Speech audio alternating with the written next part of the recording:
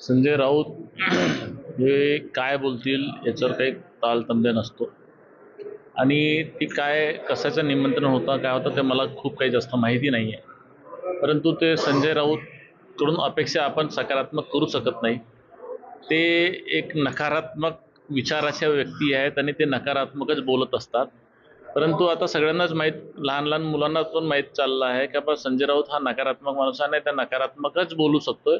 त्याच्या बोलण्याला काही जास्त महत्त्व नाही आहे असं मला वाटतं.